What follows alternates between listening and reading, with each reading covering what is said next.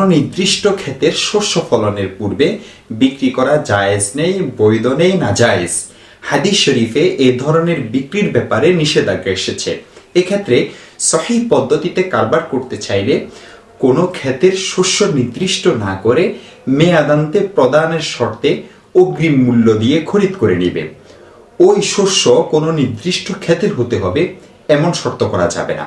আর উক্ত আগাম খরিদ চুক্তিতে কিছু শর্ত রয়েছে, সেগুলো অবশ্যই মানতে হবে। 1. চুক্তির সময় পরিপূর্ণ মূল্য পরিশোধ করা। 2. কোনো নির্দিষ্ট ক্ষেতের শস্য দেওয়ার শর্ত না করা। 3.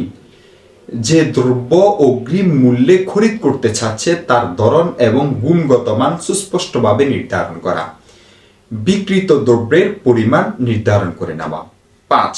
বিক্রিত দ্রব্য সরবরাহের তারিখ ও স্থান নির্ধারণ করে নেওয়া। 6. বিক্রিত দ্রব্যটি এমন হওয়া যা সাধারণত সবসময় বাজারে পাওয়া যায়।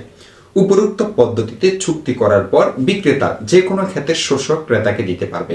দেখতে পারেন সহিহ মুসলিম 2 নং খণ্ড 7 নং পৃষ্ঠা, তাকমিলা ফাতহুল মুলহিম 1 নং খণ্ড 383 নং পৃষ্ঠা, আল বাহরুর রাইক 5 নং খণ্ড 259 নং পৃষ্ঠা, বাদায়ুস সানায়ে 4 নং খণ্ড 326 নং পৃষ্ঠা, ফাতহুল কদির 6 নং খণ্ড 207 নং পৃষ্ঠা, আন নাহরুল ফায়েক 3 নং খণ্ড 359 নং পৃষ্ঠা, রদ্দুল মুখতার 4 নং খণ্ড 555 নং পৃষ্ঠা, সহিহ বুখারী 1 নং খণ্ড 299 নং পৃষ্ঠা, ফাতাওয়া হিন্দিয়া 3 নং খণ্ড 180 নং পৃষ্ঠা, আল মুহিতুল বুরহানি 10 নং খণ্ড 278 নং পৃষ্ঠা। আর দেখতে পারেন ইতরুল হিদায়া পৃষ্ঠা নং 142।